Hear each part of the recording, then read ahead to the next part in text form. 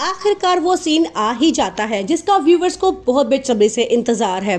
जुल्फ़िकार शाह और नूर का आमना सामना हो जाता है। जुल्फ़िकार शाह एक लम्हे के लिए अपने हवास खो बैठता है। वो समझता है कि शायद उसकी हूर जिंदा होकर उसके सामने खड़ी है।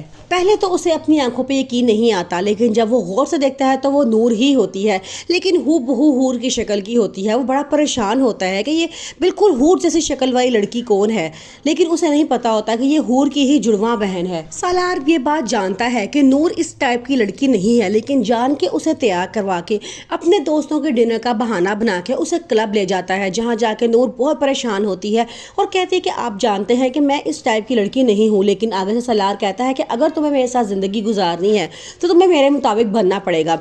उधर ही जुल्फ़िकार शाह और उसके लोग आ जाते हैं और फायरिंग शुरू कर देते हैं। ये बात देखे नूर बहुत डर जाती है और कमरे में छुप जाती है। फिर वो फैसला करती है कि सामने जाके पूछे कि ऐसे क्यों फायरिंग कर रहे हैं।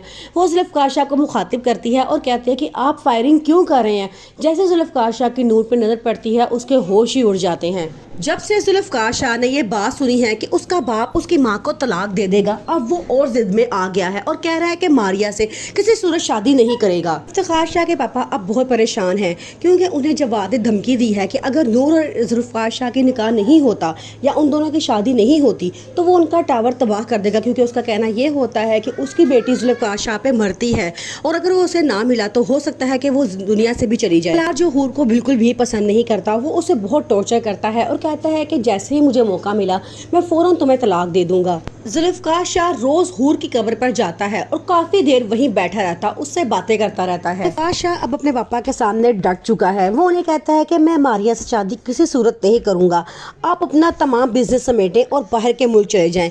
यहाँ मामा और मेरी बहन के लिए मैं ही काफी हूँ।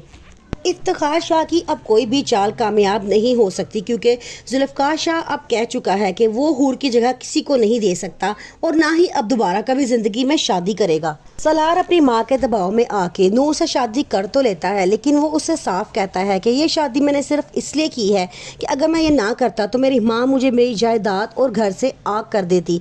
अब तुम मेरी ज़िंदगी में तो आ गई हो, लेकिन मेरी बीवी बनने का दर्जा तुम्हें कभी नहीं मिलेगा।